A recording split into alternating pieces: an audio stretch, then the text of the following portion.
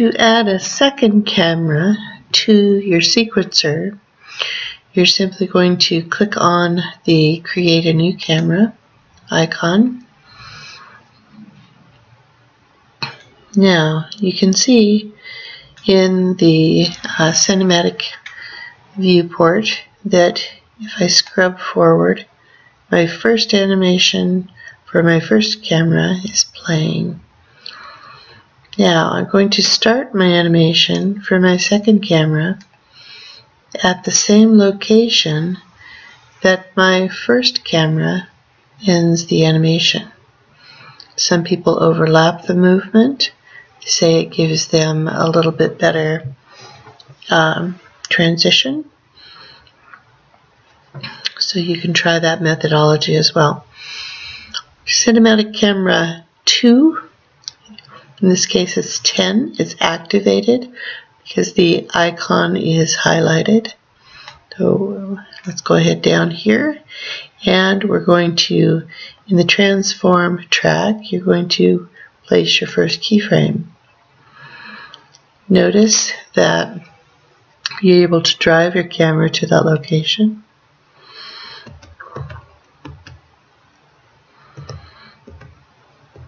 Start from this angle and go ahead and plot that keyframe. I'm going to find another location on my time slider, go all the way to the end with this one, and I'm going to track sideways with my camera and rotate slightly at the same time, still staying fairly low. So I can go ahead and capture the movement, camera animation indicated on my storyboards. Go ahead and give yourself another keyframe. Now you should be able to see the movement from first frame of animation to the second location for my camera. Now, notice in the cinematic camera window that that second camera is not playing yet. It needs to be loaded into the switcher. So I'm going to come right up here, place my slider, align that with the keyframes where my transition will take place, and now in this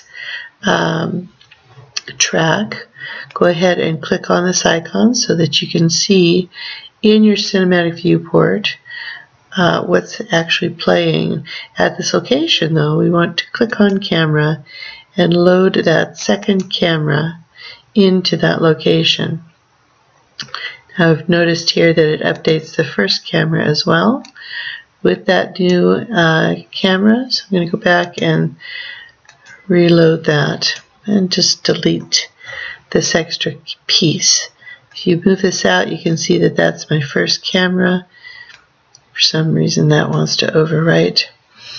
And this is my second one. I don't need this second piece, so I'm going to select it and delete on the keyboard. Now I can go ahead and hover over the right side of my cinematic strip here, click and drag that over to meet the transition for my second camera. Now if I play that, I can see my first camera and my second camera animation playing consecutively. You can continue to add camera positions and cuts just like what's been demonstrated. If you'd like, you can use the first camera for the third location, and if you're switching back and forth, placing the second camera and the first camera while you are playing the other camera, then you should only need about 2 cameras in your entire cutscene or sequencer. Alright, moving on to the integration of your character animations. We'll cut here for our first video, and then we'll come back with the integration of our characters. Thank you for joining me. In this video, we'll begin talking about the integration of assets. In prior sequence, we exported our motion capture and our keyframe animations. We used our motion capture to drive the character. Now we're going to go ahead and bring in assets that we can use to test our keyframe animations. I'm going back to Content in my content browser. I'm going to create myself a folder and put my name on it. Inside my folder, double-clicking on that, I'm going to right-click in this open field, Import Assets. The first asset that I'm going to load in is the asset created for the blend shapes.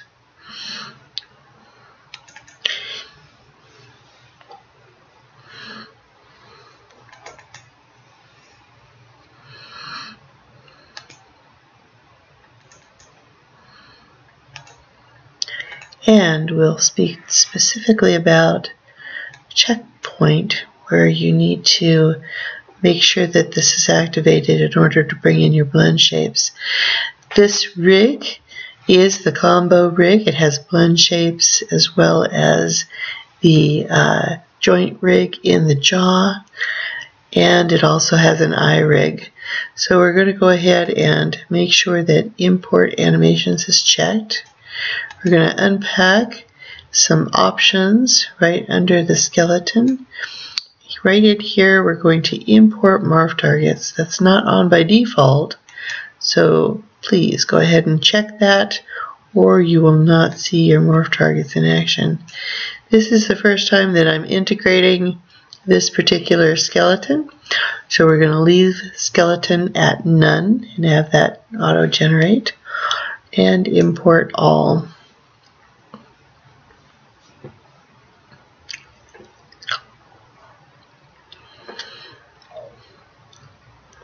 Alright, there are several notes that I need to be aware of here. But most importantly, there are no red crash bugs. Go ahead and close my window for now. And I'm going to double click on my anim node just to check and make sure that all of my animation is on my head here. And I'm seeing the bone rig. And I'm also seeing the blend shapes and the eyes as well. Good. Alright, see the shaders are continuing to compile. These assets do not have materials and textures on them. Just a simple test for my initial integration. Alright, that said, I'm going to go ahead and drop my asset in my world to continue the testing process. I'm going to go ahead and right-click, add additional animation. This animation will take a look at the anim proxy model with the backflip test on it. Now, this one is calling for the blend shape rig, and I don't want that. So what I'm going to do is click on that and clear so that it creates a fresh skeletal node for this particular rig. It does have animation on it, so I'm going to make sure that animation is checked. Morph targets are not necessary for this particular animation, and we're going to import all. Alright, a few things to take note of here. Again, we're going to go ahead and double click on the anim file to see if that animation is functioning, and it is. Alright, we're going to go ahead and put that away, set that out here for us to test.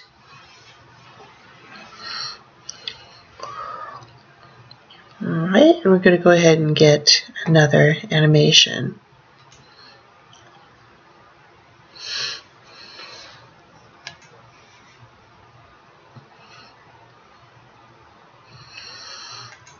Go ahead and bring in the walk cycle. That's a translating animation. And so we're going to need to set that up a little differently in Sequencer. I'm also clearing the skeleton for this animation, and I'm going to make sure that Import Animations is checked and import the animation. Alright, looks like some hand bones are being flagged. So let's go ahead and test our animation. Alright, simple walk cycle there on an animation proxy model. Go ahead and put that in the scene as well. And one more. We'll go ahead and import the hop. Again, clearing and importing the animations.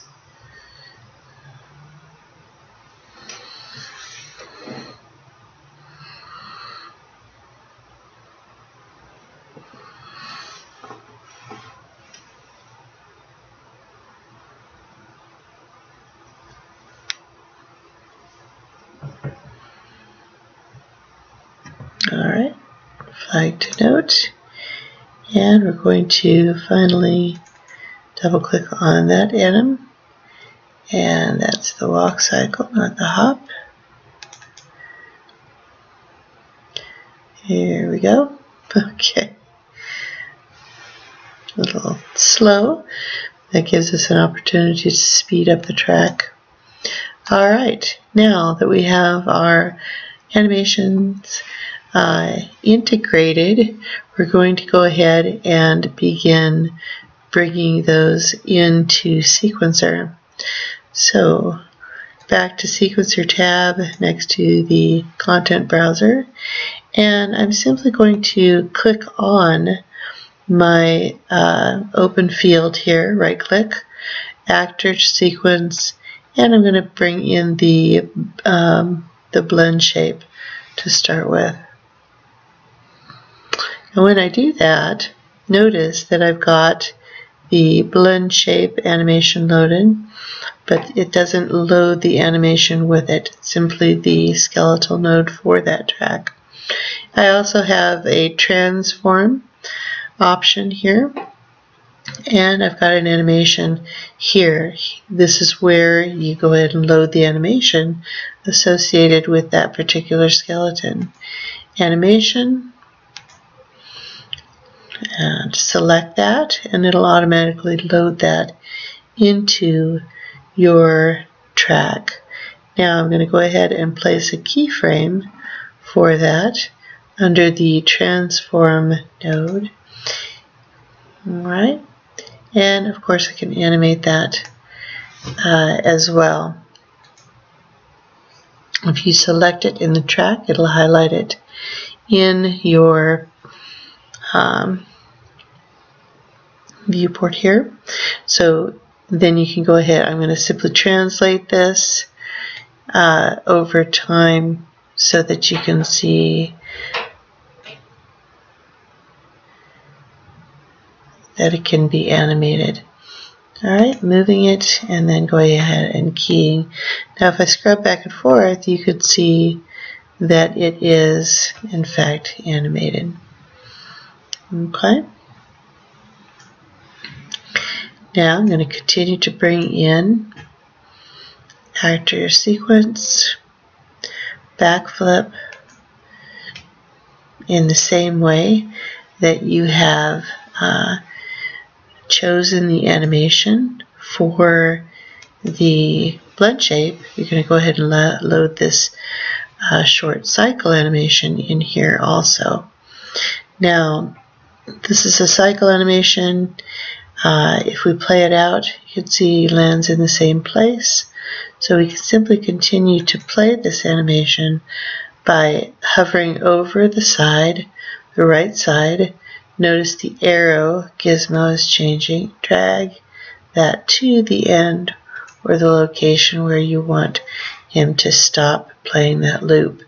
You can see by a small line here that it is looping. And now if we play that, we could see our character continuing to do the backflip. Alright, let's try the next animation.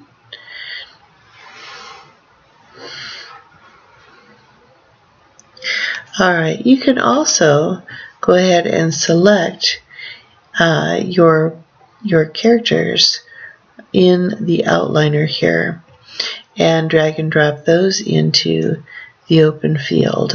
It's just another way to get those integrated into your sequencer. I'm going to choose the animation associated with the walk cycle. Notice it dragged or dropped it right where my time slider was, which was at the end and not the beginning. So it's advisable to place your time slider before you bring it in. Now, this is again a little bit different than the other ones that I've shown you so far. This is a walk cycle. However, he should be translating in the scene as well.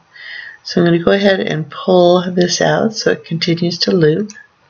And if I scrub that, you can see he's walking in place. But I don't want that. I actually want him to translate as well. So I'm going to do that through the transform track. At frame 0, I'm going to plug in my first keyframe. I'm going to, by end of my track, and I'm going to translate him across the scene there, and I'm going to place my next keyframe, and now I can see that he's going to be translating while everybody else is doing their thing. Alright. And he's translating a little too quickly because I'm not catching him with my camera the way that I want to.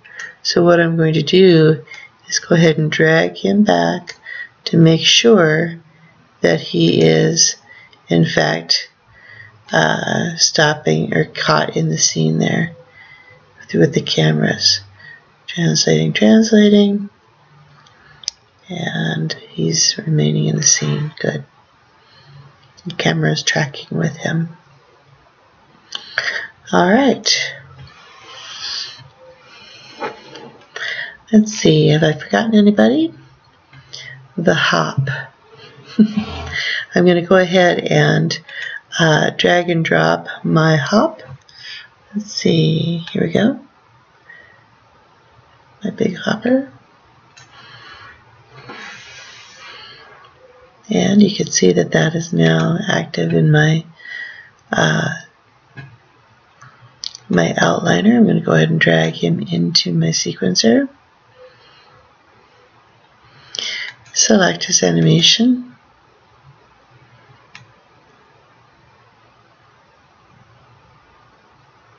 Okay.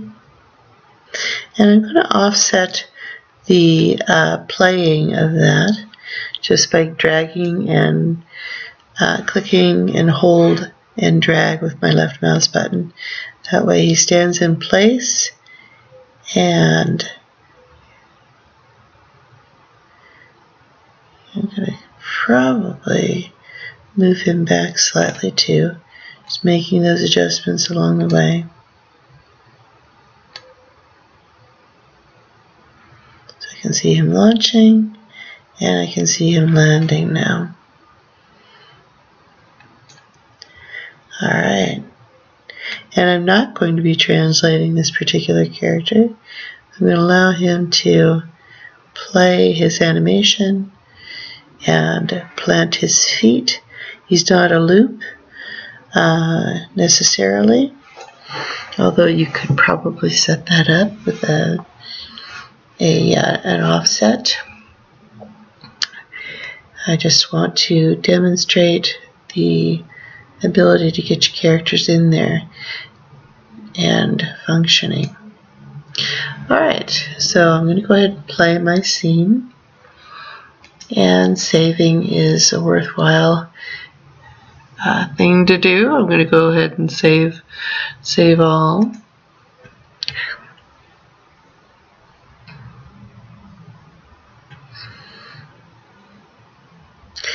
And now I'm going to go ahead and play.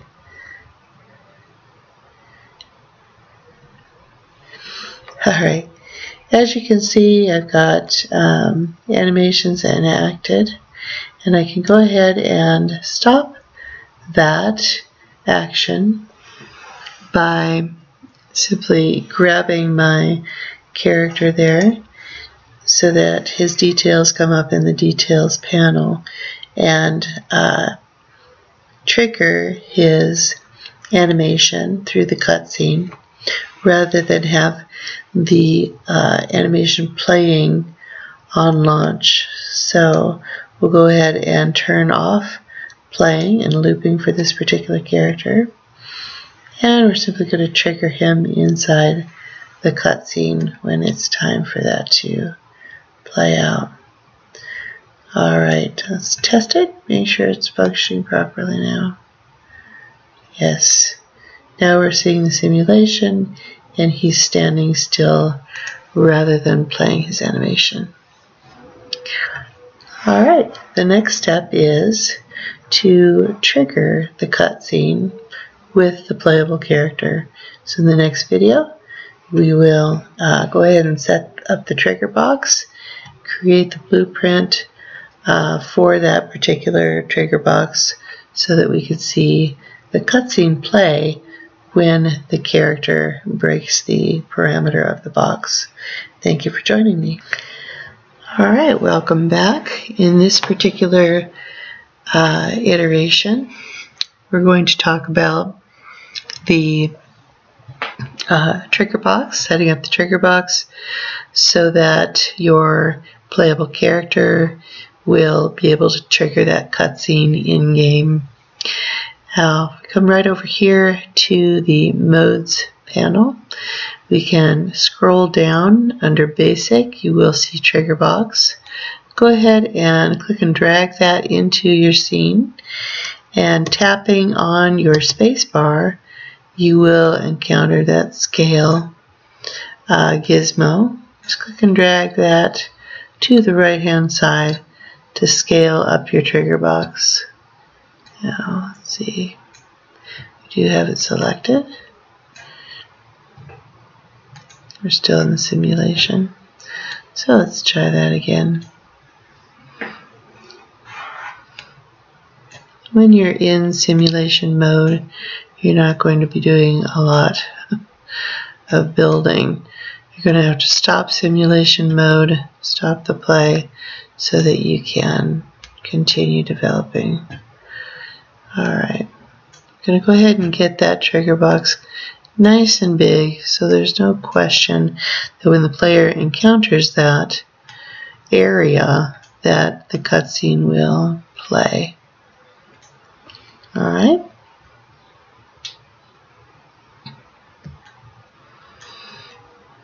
Here's my spawn point over here. And so that trigger box is just to the left hand side where all the action is. We'll go ahead and use that for now and adjust later. Just want to make sure that that is functional. Now I'm selecting my trigger box, and I'm going to go ahead under the blueprint icon, arrow down. I'm going to click on that and open level blueprint.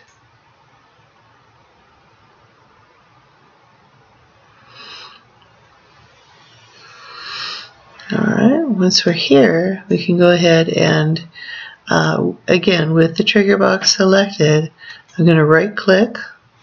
I'm going to that very first option, go ahead and open that up. The add event for trigger box 1, which is what I have selected. We're going to the collision rollout here, and the node that I want is add on actor begin overlap. Go ahead and click on that. It'll drop that snippet into your blueprint, and you can begin building what we need here. Now I'm going to filter my outliner to find my sequencer. There it is. I'm going to go ahead and drag that in as well. Alright, and now I can continue to build this. Now I've included in the shell, the canvas shell, the map for this particular blueprint. What we need here is a set playback position from the target and then a play node. So what I'm going to do here is go ahead and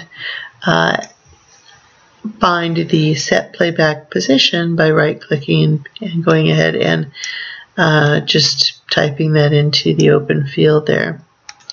Alright, I'm going to drag out and I'm going to look for my target.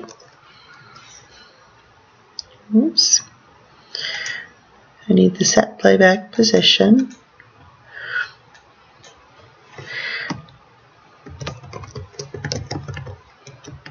Okay, so start typing it and you'll find it right here. And it'll automatically go ahead and give you the target node as well. Now we're going to go ahead and connect our trigger box with this playback of the sequence. And that other one is simply play.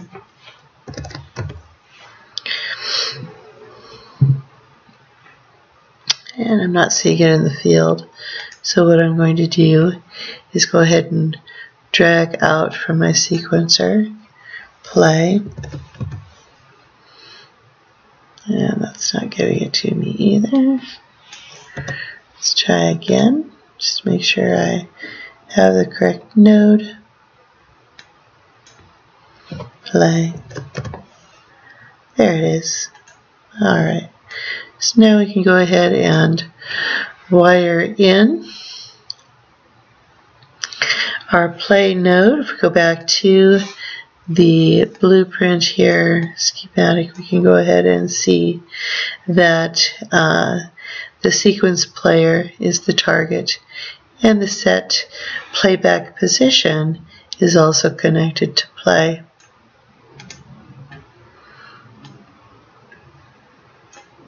Okay, and once we have that, we can simply compile that and test our trigger box to make sure it's going to play our sequence.